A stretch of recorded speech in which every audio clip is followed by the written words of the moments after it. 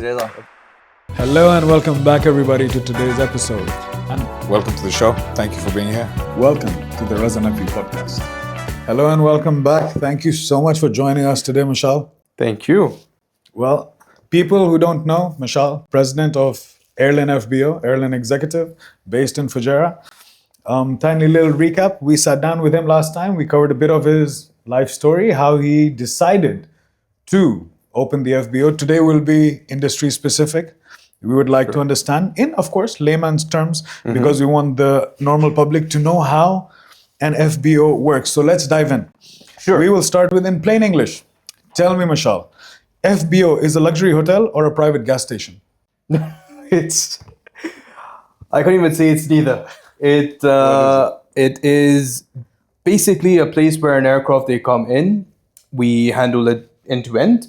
We also manage the crew, we manage the passengers in terms of the inflow within the terminal, for example, providing them with the customs and immigration, as well as the amenities that is required for their comfort before they were to go into the aircraft or after when they go into the aircraft.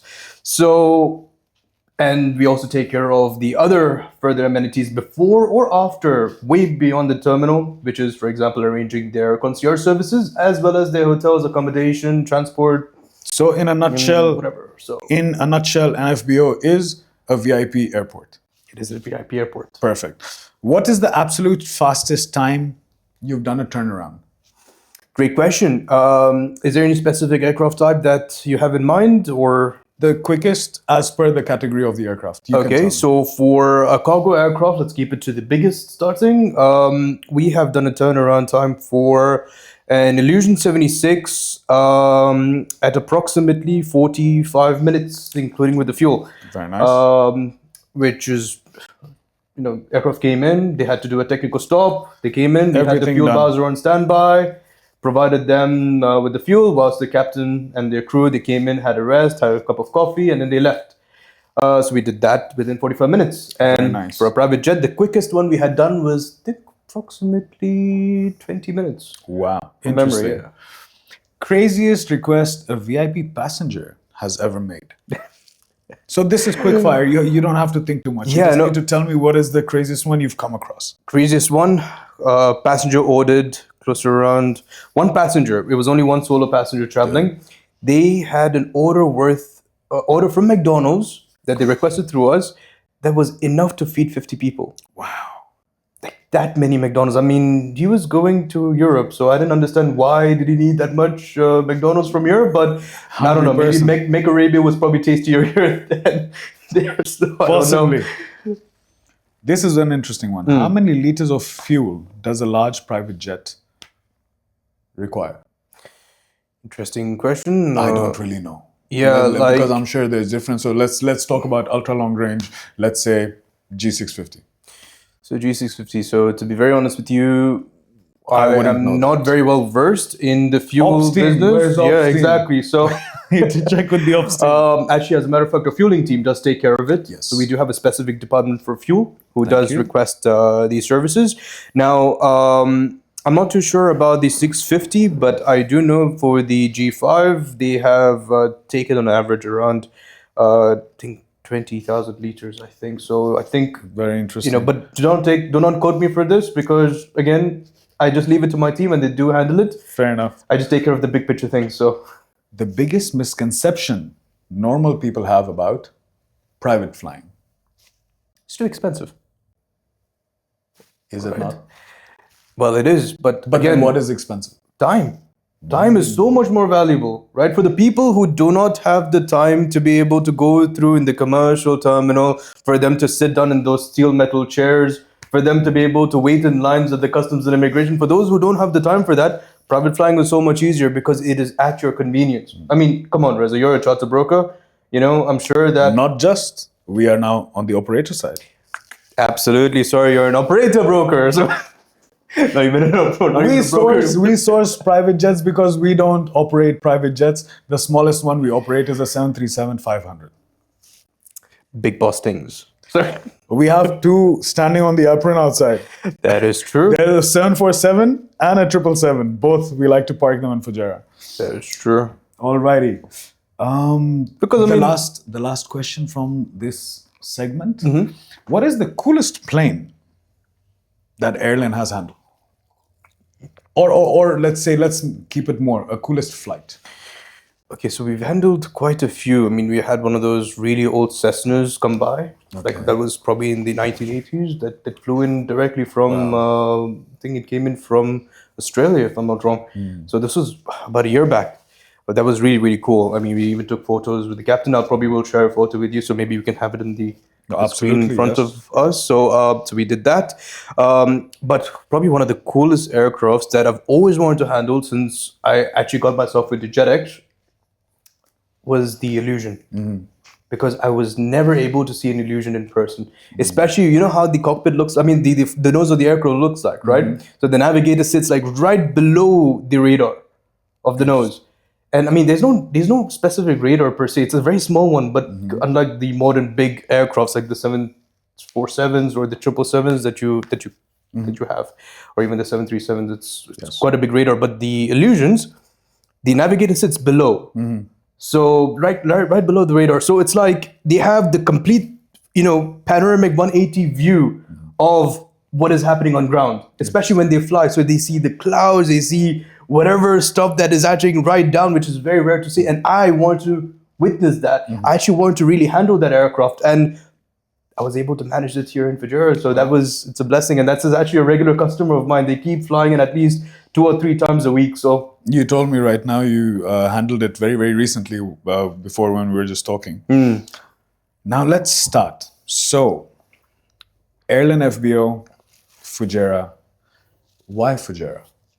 Great question. That's a question that most of you who has known me ask me. The same question. Now, I'll just tell you the reason why not Fujairah, right? I mean, look, when you think about it this way, Fujairah is the most hospitable state here in the UAE, and they are the airport is. I mean, let's just talk about just pure aviation right now. The airport is designed in such a way that is so efficient for the customers to be able to come in. I mean, first of all, there's no slots here. Unlike other airports here in the UAE, there's no slots. And so passengers or crew or, even aircrafts, they just, take the landing permission and they land, and they have the flexibility as to, where they need to go, how they need to be. If they need to get airside access, it'll be some things that'll happen very, very quickly. Maybe not in this current situation because there's a lot more checks now. We'll definitely come to the current situation, yes. But otherwise, it is very, very quick, and turnaround times are so much more better compared to other airports here. So when you think about it, the first design of Airlin FBO was supposed to be as just a fuel hub. Okay. Because I'll be very honest with you, this is fully invested by me. So, by me and my family. So I didn't have the funds to be able to have a proper FBO facility. Fair. So first I wanted to create as a fuel hub. And that's what we were doing for like just a couple weeks, before we just kind of gathered. You pivoted. You're yeah, like, exactly. I think we need to have a place. Like we got the access for these immigration and customs machines and the manpower to be able to operate these. The infrastructure for a VIP terminal. Exactly. Like I just sort of put everything together because that was what the customers needed. The people who just came in, for fuel. Right. They wanted more, and that's what we provided to them, and that was just fantastic. So yeah. So this is why Fujairah. Now tell us more, for example, experience of the VIP terminal. We'll cover both sides. So what it is for a passenger, and as well as flight operations, crew, etc. So let's start with the passengers. What is it like? What are the things that incorporate or entail FBO operations? So let's start with passenger walking into the FBO. So as soon as the passenger walks into the FBO, first we will understand approximately what times the passengers usually come in based on the flight timing. So our team is very well prepared for the customer arriving between a certain time frame. Right. So as soon as the customer comes in, my team then welcomes the customers in. And sometimes even I will also go to welcome the customer in, bring them with me or with them to the FBO, to their lounge, have them seated, make sure that they're well, refreshed. Yes. And then we request their passports, we get the whole operations process sorted for them. Then if they are flying domestically, there's no need of the customs and immigration. But if it is an international flight, we then proceed to go to the customs immigration. It takes an average of around a minute or two, depending on the nationality of certain customers. Fair. And then they proceed directly to the airside, to the aircraft. How long does it take from, let's say, customer walking in, getting onto the aircraft? Great question. Without the need of any refreshments or anything, if it's just a customer who's just inspired need to go to the aircraft, that takes an average of around 5 to 7 minutes. Wow. Average. Yeah. This is why people, or businesses rather, we really need to clarify this. Yeah. Private aviation is 70 to 80% business related because businessmen want to save time, do multiple flights, beat the traffic. Would you like to elaborate on that? Imagine you're coming 10 minutes before the flight. So if you're coming in 10 minutes before the flight and you really had to go, we will understand your nature of purpose, and then we'll make sure that everything is prearranged. So we make sure that all the team is very well prepped, very well briefed, and make sure that the operation is as smooth as possible because that improves our KPI. And for that reason, So that's the passenger handling side of things. Yeah. Now let's come to operations. So what does FBO operations entail? For example, you've got coordination with the incoming, outgoing flights. What else does ops involve? Walk us through just briefly at an epidermal level. Okay, so it all starts from marshalling.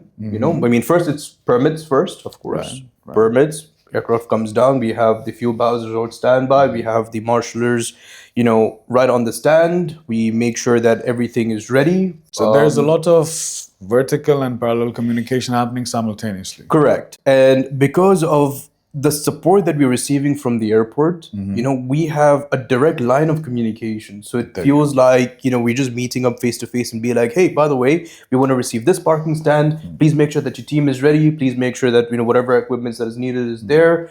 My team then goes, maybe either grabs those equipments or manages those equipments, or even have, the airport marshalers to be there on ground, and the team also makes sure that the fuel is on standby, the fuel bowser is on standby, and make sure that everything else is just perfect so that the customer has beforehand the most efficient welcome. And because that's what that's our tagline. Discovering efficiency. No, that's very nice. So that's the part of I think operations done. Passenger handling operations. What else does a VIP terminal? You said something about the order, catering. Would you like to elaborate on how does the catering sort of work? Are there specific channels?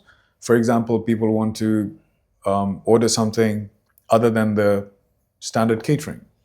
Can it be made available? Correct. Yes. The answer is yes. So regardless of whatever your catering is, right? It could be either directly through Fujairah National Catering, which is, they have a fantastic menu and we have had nothing but the best reviews from them.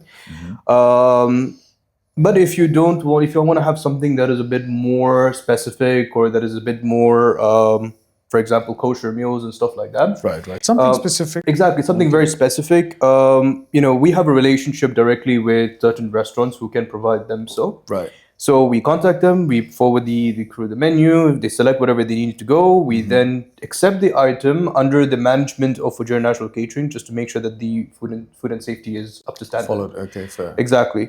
So then it goes through their own processes, and then it goes delivered directly to the aircraft. So as soon as the crew goes into the aircraft, we will inform the crew that catering is ready. Whenever you want it, let us know. It'll be delivered. And it will go delivered. So the whole process is really streamlined, and the customer, neither the crew, ever has to worry about what needs to be. There's no need to even follow up because we have already done that part.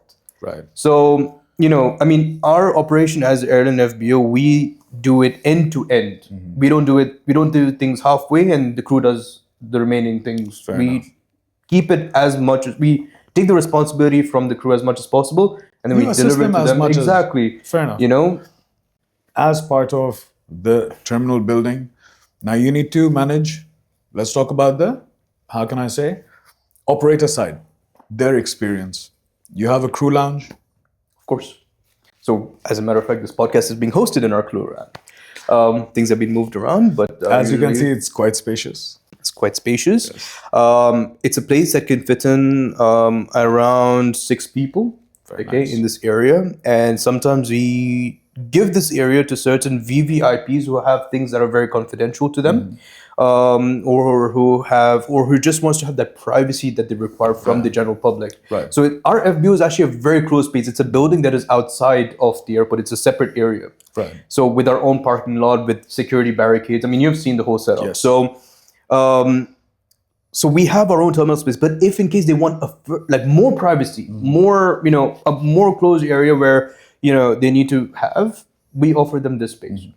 Sometimes, I remember there was a time when the crew, they came in, the passengers, they didn't even know when the passengers were going to come in because they left out for a meeting. And they tentatively said it was going to be an hour, but then it was around 6 hours that they were here. So exactly. So some of the crew members. So we have sofas that actually falls into a bed. So they're actually quite nice. Exactly. So we actually arranged it in such a way where we made a proper bed facility for them so they could have their rest. Then when they woke up, they asked for some food. We ordered the food for them. We arranged the catering, just for them to have something to eat. Some of them, they said that they want to play some PlayStation, so we actually got that hooked up into this TV right here. Very nice. And they were just having a blast. It's nice. So you make it a welcoming space. So Exactly. Crew and, how can I say, passenger both can have a nice time at the lounge, which is actually quite nice. Exactly. I think we do have a very spacious lounge. Yes, the lounge is quite spacious. Exactly. Indeed. And it can fit up to 30 people at a time on average. But in most cases, it's practically, we reserve it based on flight to flight. Exactly, because you know what time the flights are operating. Exactly. So, yeah. Who would you like to say are, I like to call them like the unsung heroes, because, you're the face of Airlin Executive. But there's a huge infrastructure that stands behind that. True. So I would actually say the RAM team right now, in the summer heat, regardless of what the temperature is like, regardless of what the situation is, regardless of what is being present in our world that we live in right now, they still stand shoulder to shoulder. They do the work without any complaints. They make sure that the times and the KPIs are being achieved. Wow. And they are the unsung heroes. My operations team, 24/7. 24/7. Wow. They're just a fantastic batch. And, and I would also want to there's also one more person that without him, in my team, without him, nothing would have actually been, possible, because he did create this fantastic relationship, this fantastic system, which I feel like is not really achieved in most terminals here, which is government relations. To be able to coordinate and have a facility for the police and the customs and the immigration, for them to be able to make sure that they're well taken care of, make sure that they actually brought in on time, make sure that everything is being coordinated. And we have a specific guy for that. And he is an unsung hero, in my eyes. So, yeah. So, these are the few Big people. shout out to all the guys, ramp operations who keep the aviation infrastructure running, what a lot of the normal public would not be aware of and not understand. But that's really, really nice, because people see the faces of the company. Absolutely. They don't see the pillars which are actually holding the companies up. Correct. Coming to this very interesting question I had, man, regarding, talk us through security protocols. And we'll also come down to how, Airlin handled a lot of the recent evacuation flights and everything, but we'll come to that. But walk us through a security protocol. So many people have this, I would say, misunderstanding that just because it's a private terminal, you can sort of fly anywhere, everywhere, and carry anything. To a large degree, yes, but you need paperwork. You can't fly without documents. Absolutely. You have Unless, to have I don't know, purpose. you are Escobar or something. No, like, look, we are extremely strict. I cannot go through certain protocols because we are under Of course, an yes. NDA. Yeah. Because it's their system. They have their own rules. They have their own regulations. Absolutely. Of course, as operations, we are very well versed in terms of their rules and procedures, the do's and don'ts. But what I can tell you is that it operates it to another degree because say for example if you're bringing in something that that is allowed but needs to have further reasoning as to why, It like, for has to be example- declared, like for example in Exactly. the normal terminal. Exactly. I If mean, there if is it something is to a normal declare, please terminal, like, declare I it. mean, they, I feel, in my personal opinion, they stress the customer out. They stress the passengers out. Do they? I feel like that, right? Here in Fujairah, they don't stress them out. They don't interrogate. There's no harshness with them in my personal opinion. Because I've been to, I've been all around the world. I can't specify the areas, but I'm sure that you would know that if you were to go outside and if you have, say for example, jewelry or a Rolex yes. watch, you know what I mean? You're wearing a Rolex watch and they interrogate you. You have to pay customs duty on this. Like, I mean, what the hell? Right. You know what I mean? But here it is not like that. Here they would ask, "Oh, okay, so you're bringing in something valuable, great. Let us know. We don't want your money. We just need to put this into the system." So like they would say it so respectfully. They make it Exactly. so easy. Exactly. Of course, they're going to scan the item. They're just going to double check. Okay, is this Legit. Yes. Because of course counterfeiting is definitely a no here. Things there's a lot of no-nos. I mean, you can go through your local agency to find out what the laws and regulations are. Yeah. But or you could just send us an email and we'll be able to tell you that. Absolutely. But they're not harsh. You know what I mean? Like they would advise, they would tell you, okay, like you're supposed to do this, you're supposed to not do this. We even have waivers, by the way. So sometimes, I mean, look, in this current present situation that we are in, we're not allowed to take photos of things that is happening in the air. So absolutely. even, I'm sure passengers get excited. Oh my God, I'm flying a private jet. I want to take a photo of the private jet. At this present moment, not allowed. Yes. So it's just security protocol. Exactly. That's all there is. Exactly. So for these type of situations, right? First, we would always advise the client before, but even if they were to do that, the police are not just going to rush and be like, okay, you know what, we're going to interrogate you, whatever. They would tell you one-on-one, like, hey, by the way, what you did was not right. Yes. You're not supposed to do that. So this is the way how they handle it. Unlike if you go to fly in commercial, they would immediately snatch your phone. What the hell is this? Like, I mean, I think the processes are slightly less polished. Exactly. I mean, it's a bit more hands-on with a lot more care, a lot more attention, a lot more, respect, at the bare minimum. I mean, and I feel, in my personal opinion, UAE has, they're so hospitable here. They actually care. They have a lot of processes in place which make it easy for the people here. And so that the people don't stress out, and I love that about the UAE. And under the leadership of Sheikh Mohammed bin Zayed, he has really supported our expats. He has really supported his own locals, and we feel like we are one. He did say that everyone is an Emirati here. So we're going to come to that. So Yeah. that's what we're going to cover in this segment. So, as people are already aware, we've had an unfortunate situation happening in the Middle East, etc., etc. However, when it came down to the airspace closures, there was a few evacuations, which is fair, which is fine. People were, embassies, we were assisting the embassies. Correct. Our 747 was busy, our 777 was busy. Correct. And the FBO which was being used was it was your FBO. Yeah. So while the airspace was open, we did a lot of flights from Fujairah. Then when the airspace completely closed, we did flights from Muscat. Many people, many operators, they repositioned aircrafts over there. And my sister was flying and we picked her up from the Fujairah airport. Correct. I still remember. Yeah. So tell me how, as an FBO, as a VIP terminal, there are certain limitations to, how can I say, how many passengers can be handled at one given point of time. Keeping in mind that it is a private terminal, it's not created for commercial traffic. It's not created to handle thousands of people going in and out at the same time.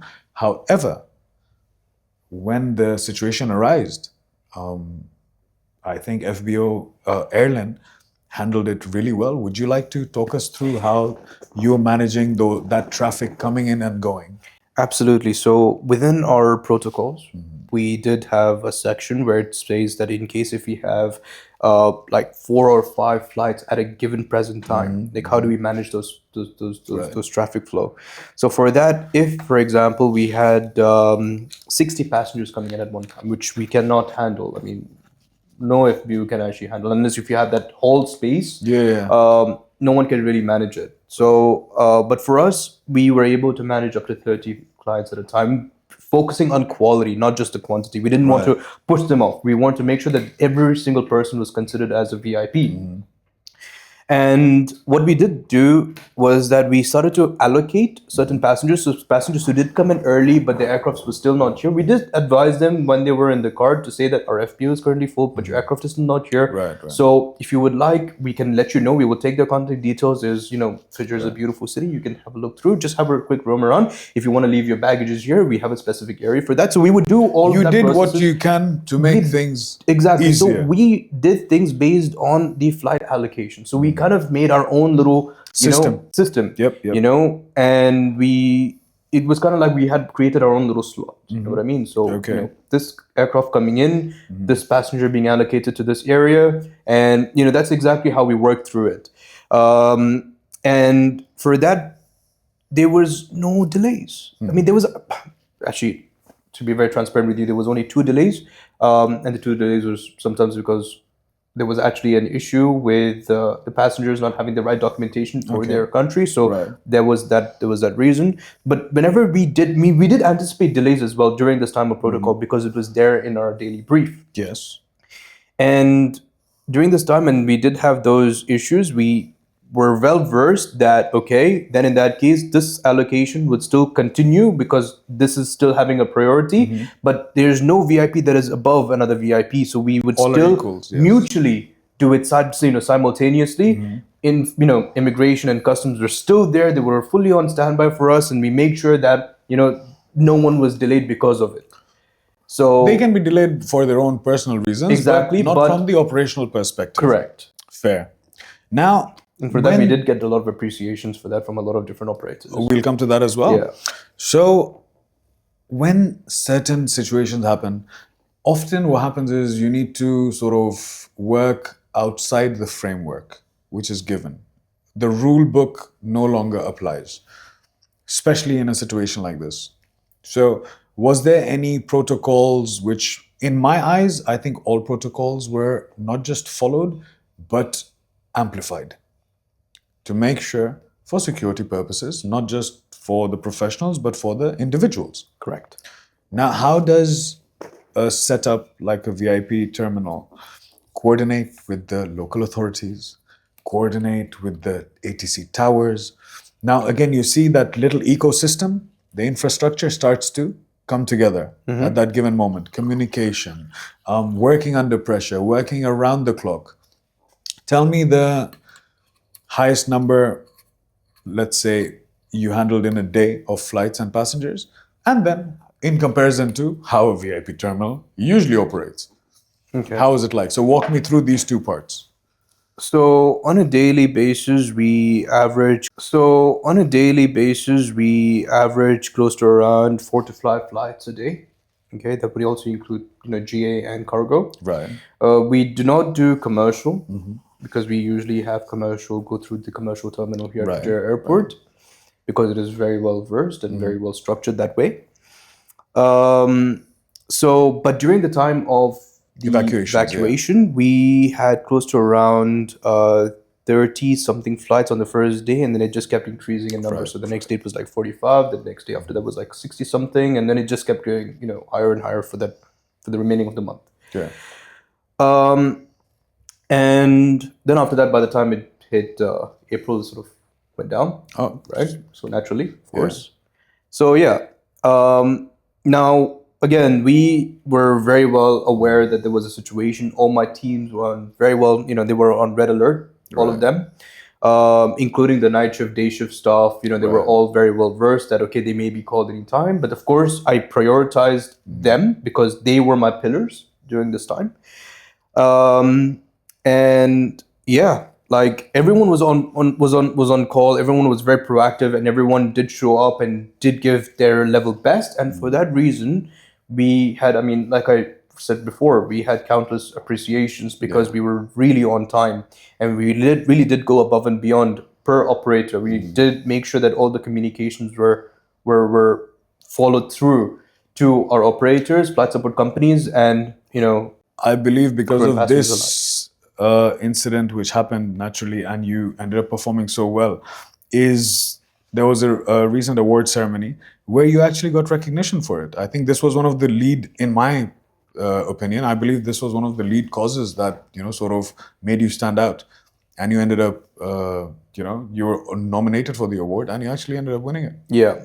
So I'm very grateful for that. I mean, it just shows that the hard work of my team and I, was really recognized, and it was really an honor. Look, ideally, for us, it's nice to have recognition, but for us, it's about the result, because we all are on the same page when it comes to providing the best possible result as much as possible for the client. And we stick to the same principle from the very beginning of delivering that efficiency that is needed for the client and for the crew. The client, crew, passengers, all respectively. So we don't want to be able to break it. So like putting the certifications and nominations and, and the recognitions aside, like that was our key. And with that followed through the nominations, recognition, and awards. So yeah, like 100%. Like I don't want to be able to go so much into the whole awards thing, because I mean, inshallah, that is something that'll happen later in life. It'll be Exactly. As long as you are consistent with your input, Exactly. output will show. Exactly. I like to believe that. Exactly. But for us, we still are very well versed and still are going to deliver the same possible service or even better, right? Because that is something that we also kind of do every single time when a client is departing out of our terminal. If the aircraft is handled end-to-end by us, we ask them for a survey. We ask them ways for us to improve. We ask them, what is it that you like and what is it that you dislike? And based on that, we will tailor-make certain solutions for you, or we will make massive changes for you, because money is not a problem here. I will be happy to invest whatever. My family and I will be happy to invest whatever for the sake of the comfort of the end user at the end of the day. Fair. Now let's talk about, how do you see, now already, mashallah, how long has Airlin been? About to be a year. So it's done a year. It's done a year already? It's done a year, so it's a year and a couple months now. Very nice. So by the time it was the evacuation flight was out, it was done a year, yeah. Very so interesting. Officially.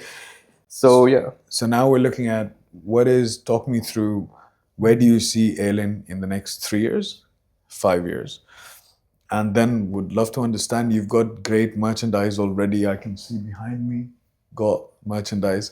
I can see behind you, perfumes. Where did this idea of corporate gifting sort of come in? I believe these small, I like to call them touch points. Yeah, so like, I mean, these are And my family. Yeah. They're super supportive of this whole idea. They're super excited about what we do for what we do for a living here. So so I want to incorporate my family's businesses into our own. So for example, the leather products is actually my grandfather's old factory. Wow. Okay. So when he passed away, it was really not doing so much, but then there was still an opportunity, and I still wanted to carry on my grandfather's legacy. So I mean, it was now my dad inherited that, and he's not taking care of it. And I said, why don't we, Incorporate feature it, some why of not? I mean, we're not really selling these items because because we don't have that infrastructure yet. I mean, we're still in the process of building that up. But here, what you see behind you, Reza, is stuff that we actually give to the clients. I mean, they will sometimes say, "Oh, by the way, I love this bag." And this is How much in-house. Yeah, exactly. These are all in-house. So these are all designed by me, my dad, my mom. So technically not in-house under Airlin, but part of the family umbrella. Correct. Wow. These designs were actually heavily influenced by my mother's, passion for what she has, and what she wants. She wants to be able to create something that is a bit more unique, in terms of the colors and the ideas. And my father is really good at, and in executing all of these type of things. So I just thought, okay, maybe we'll keep it Why as a not? little bit of a side hustle. I mean, there's no harm, no foul. At least, I see my grandfather's heritage, in this. So I just thought, why not? Why not? And the stuff that you see behind me, I mean, a lot of people ask me. I mean, I'm huge on perfumes. Yes. I love, smelling, Fragrances, fragrances. And a lot of people have been asking me, hey, by the way, what kind of, perfume are you using this time? And I don't really have a specific answer because I always mix and match my own Right. sort of scent. Right. But I did work with a few different perfumers, and I have specific perfumes that I have designed that I exclusively use for myself, and no one really knows what it is because it's a no label, it's and it's long lasting, and it suits me. I mean, it has my personality to it, but people want that. People be asking about my perfume, so they're like, okay. I mean, because Airlin has been my brainchild, because Airlin has been me, I wanted to do something a little bit unique and share a piece of me to to other people. I mean, Why not? in a nice way. So I thought, okay, you know what? My favorite fragrances, the ones that I usually use on a regular, I'll put that. I mean, that's the stuff that you have behind me. Nice. So, and I kind of incorporated the little, terms in aviation. Like, we have a scent that is for arrival, which is a bit more, like nice smelling, like, Interesting. like got nice it. little texture. We have cruise, which is harmonious. You know what I mean? Like, like it gives you like little lavender notes, and like, I mean, Okay. everything is oud incorporated because that's the base of everything. We have, the descent, which is, the excitement, okay, you're excited to be able to see your family, your friends, or, go to your meetings or whatever. So it's a bit more of a very thrill-like smell. I don't know how to, define. I'm not very good with my adverbs or adjectives and this type of things, but, but I sort of incorporated these little notes. And we also have final descent as well. So we have like four. descent, arrival, cruising, and I think there's also should be final descent as well. But yeah, like, so these are all little notes that I kind of made it a little bit more aviation-like. Why not? I think that's under creative. the Airlin umbrella. And those who want to come over or smell or whatever, or ask me anything about it, just drop me a message. If you're flying through Airlin, you're getting one of these. Yeah, absolutely. Why not? Why not? No, but see, this goes to show a very entrepreneurial mindset. I'm sure where you are today, the thought process started many years ago, and to be able to invest into a project takes a lot of heart, takes a lot of understanding and trust from the infrastructure, the people. I like to call them the home team, especially when it comes to family. Correct. Like they will support with everything, but also you need to understand that it should have some ROI, right? Because you can't just sort of take. I love it when people say that you should be a risk taker. However, I believe that term is so misinterpreted. It's calculated risk. All right. Correct. You need to sort of understand the financials. So you need to, before Airlin came to be, I'm sure many months, years have gone behind planning and then replanning and then replanning, because there's always a draft. Then there's a first draft. Then it's like writing an essay. Correct. And I mean, the whole project of Airlin FBO was a project that I've actually like rewritten countless amounts of times. Because like you yourself said, the first initial start, you thought it would be, let's say, just a fuel hub. Correct. And then from there now you have this lovely setup. You have the whole building. You've got CIQ going. You have a lovely lounge outside. You have a crew lounge, which we turned into a podcast studio today. So you see, and it's very flexible. Exactly. And I mean, it's kind of modular in such a way, right? So, but anyways, look, I mean, in my personal opinion, it is about vision, right? I mean, I kind of had this vision that I wanted to be able to be a little bit more different. And I've always been someone that has always been intrigued by niche markets.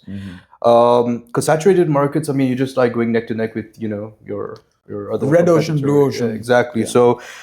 So being in a position of where I am with Airlin, this is a project that I had to keep perfecting alone, and I had the support of a lot of mentors of mine, Absolutely, and a lot of guidances that came in from my family, from my friends. I used a lot of, including yourself, by the way. So yeah. So what? So what did I do? Go on. Do you remember the time when we operated the charter broker company at Dubai South? in Dubai South. I was in Air You Charter were, International. yeah, exactly. You Yes, were with yes, with ACI. Mr. Wheeler, yes, correct. exactly. And I met you for the very first time there. Right, you were in the same building. I was in the same building. My office was Right. there, right? And then- Because you had sent a charter query, and I was like, let's have a meeting. exactly. And then you Right. did spit out a lot of ideas, and I did tell you that I'm going to take these ideas for myself, right? Maybe you may not remember because this was what 3 or 4 years ago. I'm getting old, right? bro. Exactly. I don't remember. I have a very bad memory. So That's okay. But during this time, right, I just kept working on this project because this was the project that I wanted to do. And Right. this was kind of like, I felt like this was my destiny. I had to do this, right? Wow. So when you're passionate about something, you really want to make this work, but it's not about like, it's about taking the first step at the same time. absolutely, yes. Right? Like, okay, putting a nice big chunk of, of words onto a piece of paper is great. I mean, it's nice, or having nice presentations is also cool, but execution, Execution action, is key. right, Yes. is needed. So what I did was, I took the resources of all the network, all the contacts that I had on my phone, called them and I asked them, I'm like, hey, I need to go meet this person, that person. And initially, Airlin was supposed to be hosted in Ras Al Khaimah. The whole plan was actually for Ras Al Khaimah, where we had the investment, we had everything, and everything was go live. But Ras Al Khaimah at that time, it was too early to start, and they didn't have a specific area where we could operate out of. But then, because we did make a little bit of noise there, and because we started to, I did have a lot of my contacts with me on board with this idea, I then got a call from Fujairah to say, hey, by the way, I know that you're looking through Ras Al Khaimah, why don't you also come by here? And then my mind was like running 100 miles an hour, and coming here, seeing this building that was barren, it was nothing, it was dusty, it was just empty here. My heart was just like, it just kind of grew with like dreams and passion, and I'm like, this is it. Like energy, I feel energy here. Like this is, and something that I'm very spiritual. If I'm going to start something, I want to feel the soil in my hands, and it has to feel good to me. Like I have other businesses as well, where I felt the soil. Before I started, I would go to a certain location. Oh, we need to talk. I totally forgot. Yeah. See, I just said I'm getting old. And this, we'll come to that towards the end. This new little venture which you have in mind, which I will be the first user of. Oh, no. I don't want to talk a lot about my ideas that way, but look, you will come to know when it's launched. Once It's still in groundwork. But like I said, I mean, I have other ventures which not many people know of. But before I was to do that, I always feel the soil first. I would possibly be even interested in investing in that. Come to think of it, because I'm Absolutely. just sitting and thinking right now, and it sounds like a great idea. Exactly. yeah. I mean, this is something that requires almost, I mean, look, not all business ideas requires investment. It just needs vision. It just needs action. It just needs execution. Many people, they talk, but they don't do. Be the doer. That is where you'll be able to find your success. Now, I'll be very honest with you. When I first started, I started with very little capital, right? My capex was bare minimum. And I was neck to neck with my expenses here, right? Until I was able to get my flights going, my marketing, everything, like when flights started to come in, I was okay. But before that, I was neck to neck with my expenses, and I had to be really tight with my budgets. I didn't need, and I was looking for outside seed money, right? But then I thought myself, I'm like, I don't need to get someone outside, because if I was to do this, I can do this. And I did that. People, what they do is, I have a great business idea, I'm going to get seed money, right? I'm going to ask for investment, right? And they would get their investment, and then Which is okay as well. Which is fine. I mean, which is fine. But then they don't execute it sometimes. Like most people I've seen, they do get some investment. I mean, it'll not be much, maybe like 5,000 dirhams, 10,000 dirhams, 20,000 dirhams, so on and so forth. But then they don't do anything with it. And because of which, because they don't do. They don't what really he said. believe in that, and hence they don't do it. They may believe in it. But they fail in execution. They fail in doing what they were supposed to do, what they said that they would do, right? And this is where I see that most people, they lack. Me, myself included, I would procrastinate sometimes, right? And then I just sort of had my mindset. I would then I change my life, first thing in the morning, wake up, go to the gym, have my mind clear. Then after that, come to work. It'll be, have my morning briefings, have my meetings with my, stakeholders, my team, my clients, whatever. And then I would go back into the process, and it would be like a habit of mine.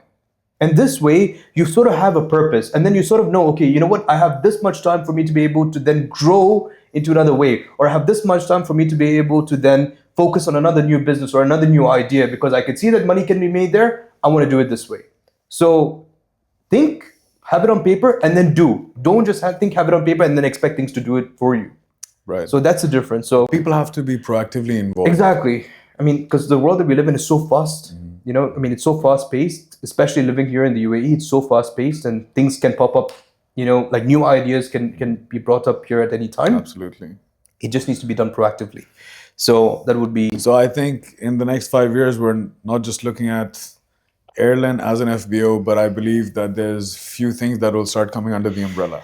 Yeah, look, Airlin FBO Fujairah it's going to be like it's there, right? I mean, it's now established.